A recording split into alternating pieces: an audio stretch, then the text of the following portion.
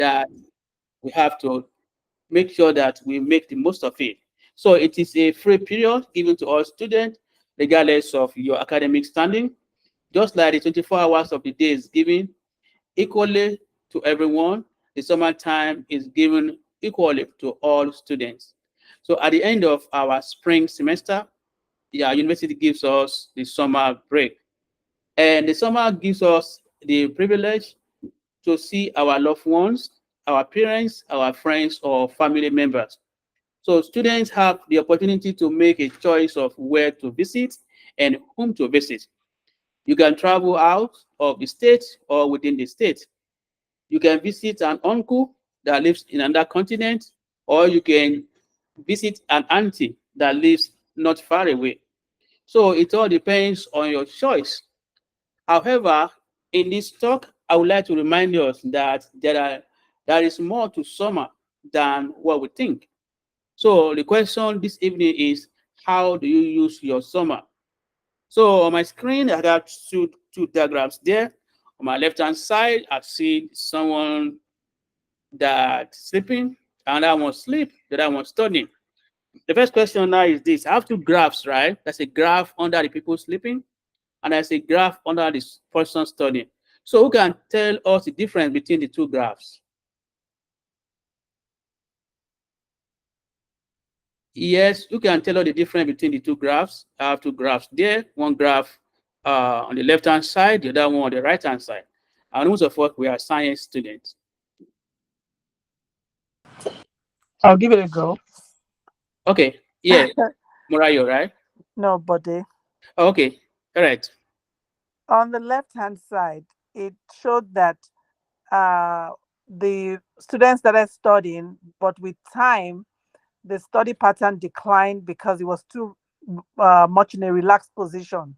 He probably fell asleep, and the knowledge that he acquired diminished due to lack of, the staying power in studying.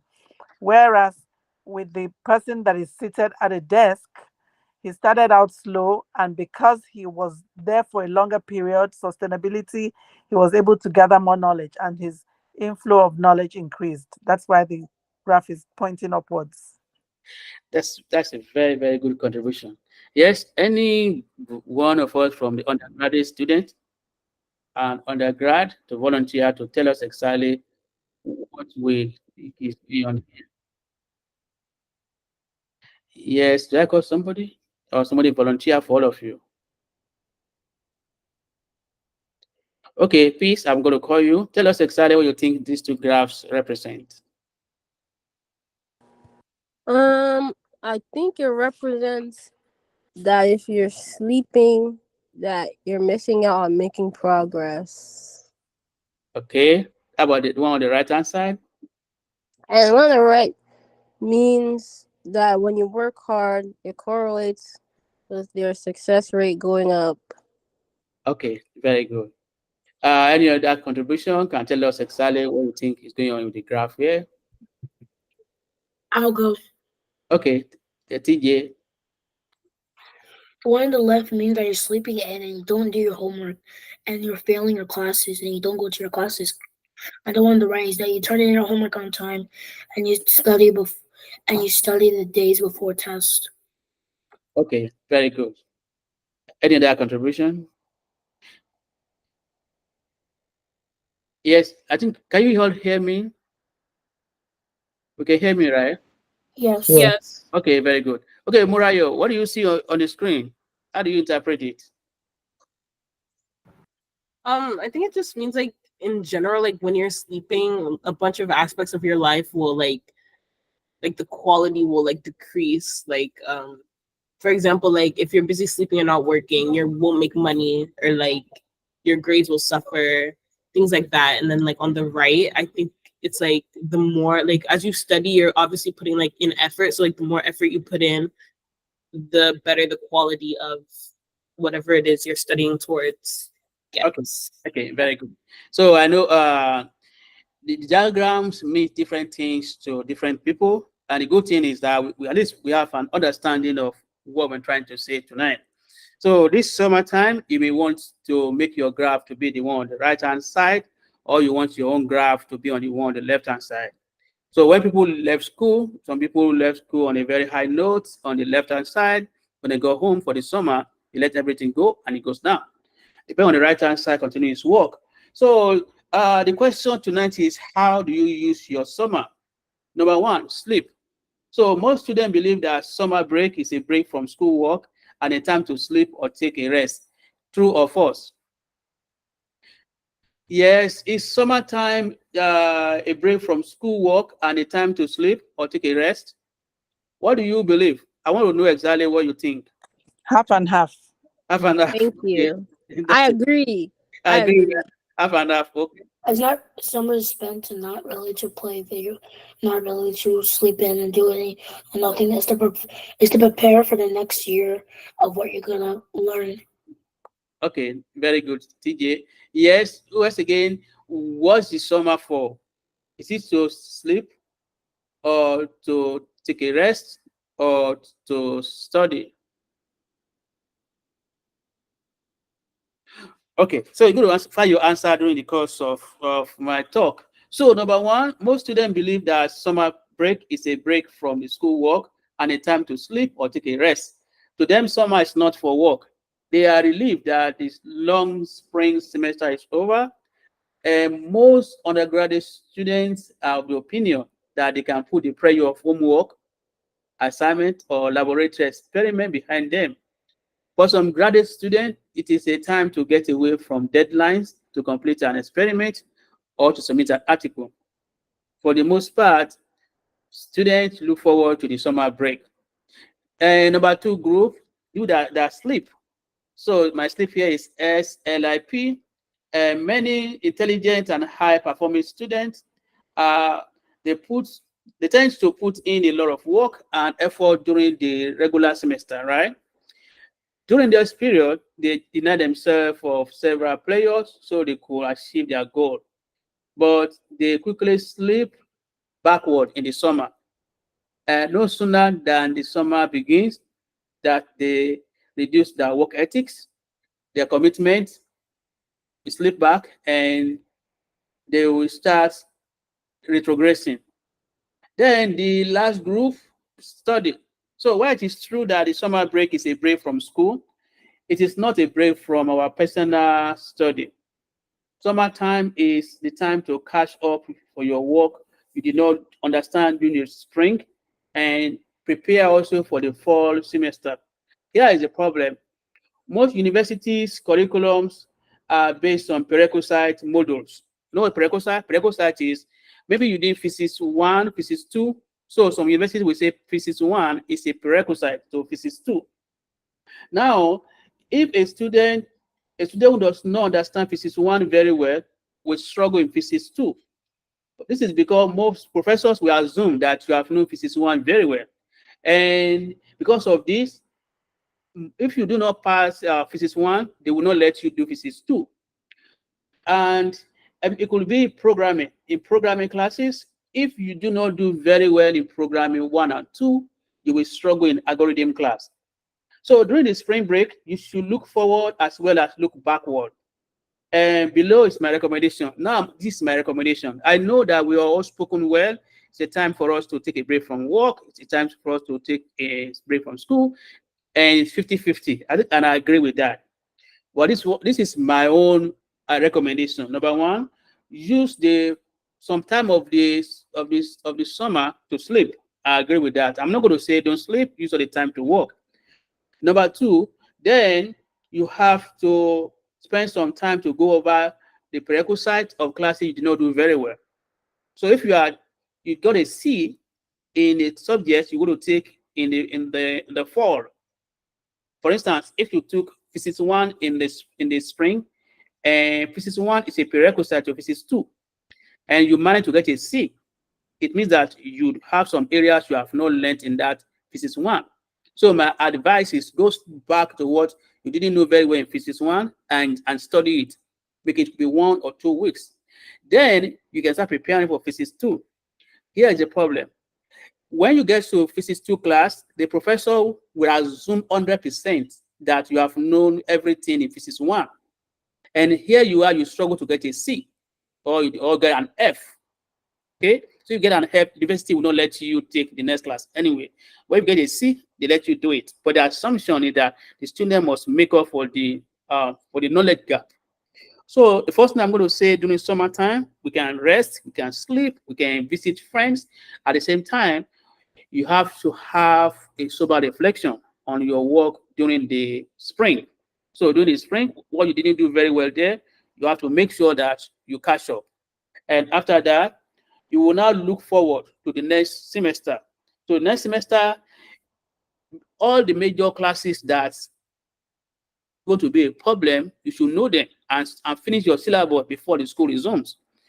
This is a world where there are so many online resources. Okay, so I took physics one last semester, and in the fall, I'm taking physics two. So my recommendation is go find the syllabus for physics two and finish it before the class starts. And at the way it is right now, there's there are some classes where we don't buy textbook, like computer science. Students rarely buy textbook. So most of the textbook they are online, and some of the courses are already taught by instructors from top universities, and they're online. So if you don't know today, you can go to udemy.com, and go look for any classes in computer science. You will find them there. Go pay for it. It can be like $10 or $11 if they have sales. If they don't have sale, it could be $20. So the offices too for for the fall, go pay for it and finish them before the fall semester begins. I'm not going to say do all the 8 courses you want to do or 4 classes, but just make sure that you have a focus. The ones that are problematic, the ones that people struggle with, find a way to get them, study them, and finish your syllabus before you step into the class. Here is what I'm trying to tell you to avoid. That class, some students have finished that work before coming there. And some of them are so good, such that the professor will not pity people that are struggling. So what you do is what I've said now. Make sure that you look back and look forward. Looking back, classes that you didn't do very well, go back and close the knowledge gap. Classes that you did very well, you may leave those ones. And looking forward now is what do I do the next in the fall? So some of you have registered. Any class you have registered for, and it's your core courses. And in most universities, core courses are 4 credits. So if you can finish the syllabus of those 4 credit classes, it will help you when you resume school. The Lord will give us wisdom in Jesus' name. So I know some of us were in different universities and things are different. So some schools are very, very tough. And the the more the highly ranked universities tend to have smart students. So if you are in a university where everybody is smart, then the smart person that is not doing extra work may not become very smart there. So to be smarter, you have to do something that the rest of them are not doing. And you'll be surprised that most 70% of these people in good universities, they finish their syllabus before the class resumes. So as the professor is teaching, you just discover that it's very easy for them to understand. And like let me say to go to programming, those basic things, fundamental things like semicolon, opening and closing of brackets. There's some little things that you have to carry over from the lower level classes to the upper level classes. If you don't know those things very well before you move forward, you're going to run into trouble. But my goal for this group is that all of us attending every evening, the Lord will make us to be smarter in Jesus' name. So I want us to read these Bible verses before we round up. Okay, somebody will read Proverbs 12:11. Another person, Proverbs 13:4. Just a minute. Okay, I'm going to be calling names now. So I'm going to make a book to read Proverbs 12:11. Peace. Uh, Proverbs 13:4. Moriah, Proverbs 19:15. Titi, okay, Titi read Proverbs 24. Oh, see, can you hear me? So Proverbs 6:6. Praise. If you can read where you are, read Proverbs 26:15. Stanford, if you can read where you are, Proverbs 6, 9 to 12. Let's do quickly so we can go back to our study. Verse 12, 11. Yes, He that tilleth his land shall be satisfied with bread, but he that followeth vain persons is void of understanding. very good. Proverbs 13, 4. The soul of the sluggard desireth and hath nothing, but the soul of the diligent shall be made fat. Good. Proverbs 19, 15. Laziness casts one into a deep sleep, and an idle person will suffer hunger. Proverbs 24. The sluggard will not plow by reason of the cold, therefore shall he beg and harvest and have nothing. Okay. Um, Proverbs 6, 6. Did I give it out? Okay, if I didn't give it out, somebody can read. Proverbs 6, 6. Go to the ant, you sluggard, consider her ways and be wise. Okay. 26, 15. Did I give one to Titi? Okay, let's go. If you can find it clearly for us. 26, 15. Um, the lazy man buries his hand in the bowl. It wearies him to bring it back to his mouth. Good. Proverbs 6, 9 to 12. Mm. Go to the ant, thou sluggard, consider her ways and be wise, which having no guide, overseer, or ruler, provideth her meat in the summer, and gathereth her food in the harvest. How long wilt thou sleep, O sluggard? When wilt thou arise out of thy sleep? Yet a little sleep, a little slumber, a little folding of the hands to sleep. So shall thy poverty come as one that travelleth, and thy want as an armed man. A naughty person, a wicked man, walketh with a forward mouth. He winketh his eyes, and he speaketh with his feet. Oh, I read too far. Sorry. Okay, very good.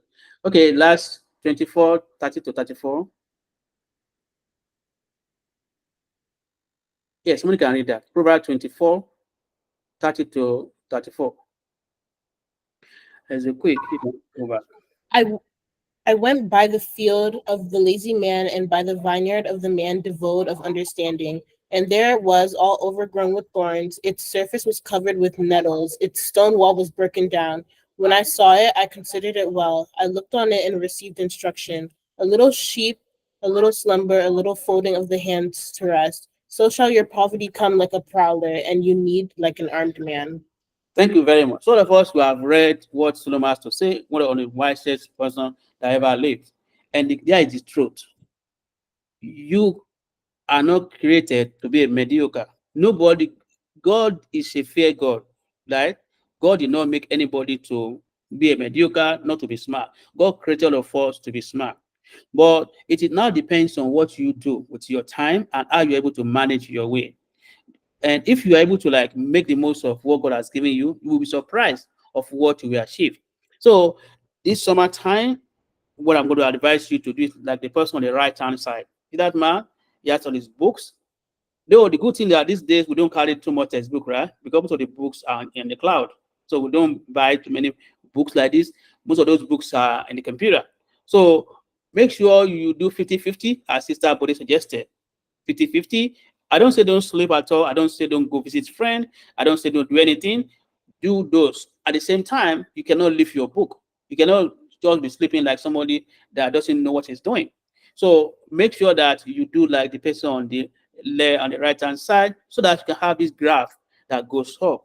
But if you do like the people on the left hand side and okay, summertime is to sleep, summertime is break from school, I want to use my summertime to sleep. It's good. You can sleep.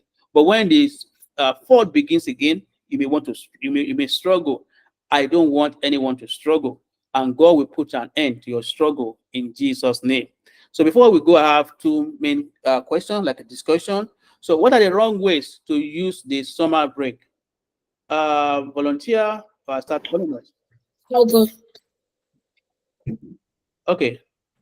TJ. The wrong ways to use summer break is to not spend your time working and just hanging out with your friends and not realizing you have something to submit. Okay, good. Okay. What are the wrong ways to use the summer break? Ah, she's not there. Okay, you can help us. Wrong ways to use summer break.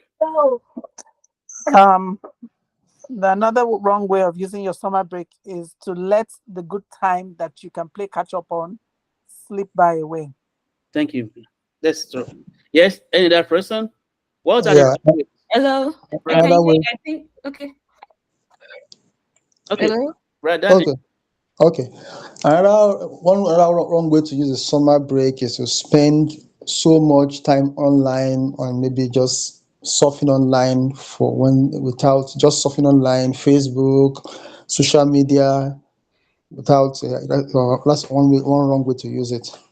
Thank you. Yeah, I think I was muted and I was trying to find my. Oh, okay. So I think the wrong way to spend the summer break is to, like you said, to sleep most of the time. Like there's this stuff that just comes to you, like you just feel like, yeah, it's summer, I need to have much break, so I need to have more rest. I think it's good to have rest, but we should not make it, we shouldn't allow the rest to be too much in such a way that it keeps us away from other important tasks and other things that we think we need to do before, other tasks we need to do before the resumption. So I think having too much sleep is something that is going to be the wrong way to spend the summer. Very good. Okay, so the next question is: in what ways can we profitably use our summer break? Yes, let's. There's the one of the ways is that we can study more and not go to people's party often. You can hang out once in a while, but most of your priorities should be on studying and getting and understanding the concept that you're doing next year. Okay, very good, TJ. Yes, any other way we can profitably use our summer break? Yes, let's do quick so that we can go back to our study. And some of us are studying right now, so I don't want to waste your time. Now, Like, so okay, I think trying to evaluate yourself once again, see the things where you're unable to achieve in the spring, and see what you can do to augment it, to develop yourself before the um fall semester. So look at the skill gap, the tasks ahead of you, and try to clear as much as possible your table, I guess, before you resume the next fall. okay, very good. Any other contribution? Stanford, are you there? Okay, Praise, can you talk? I think that one of the ways that we can use our summer well is to go over the coursework for the classes we're taking next. Okay, very good. So the core courses we want to do next semester, we should complete the syllabus before the class begins. Okay, any other contribution? Jose, Uh, we could use the summer to uh, try doing research that uh, could be risky or very experimental to do. okay, very good. So I don't in the group here we have some undergrad, grad students, some people do internship. Okay, I know graduate students, this is the best time to do your research. The experiments, crazy experiments, you can do them this summertime. You don't want to wait till the fall where the professors now put in pressure. So if you have been able to run some of your experiments, they can run for days, you get bad results, you have time to correct yourself. You don't want the summer to go, no paper, you don't publish anything, you don't do any experiment, and you travel, you do Uber, you do whatever, get money. Money is good. I don't say don't get money, but here is the problem. You just postpone your problem. So what you can do is Use the summertime. Maybe you want to write an article. At the minimum, you have a paper you will publish during summertime. Then when the school resume, you know that this is what the skill are acquired during summertime. And to the undergraduate students, I know you don't do research, make sure you don't sleep. You don't spend the time, playing like a high school. This is not high school. This is university now. So most of the people that are going to be in your class, they are smart students. And if you are behind, professors most time they don't have time to wait for people that are behind. If you take a test and many people get 90%, right? And somebody is struggling with 50%, they will not care. You understand now? So the best I can tell you is this is summertime that you have. This is your summertime. Make the most of it, and God will give us wisdom in Jesus' name. Let us close our eyes to pray. I want you to pray for yourself. The Lord will help you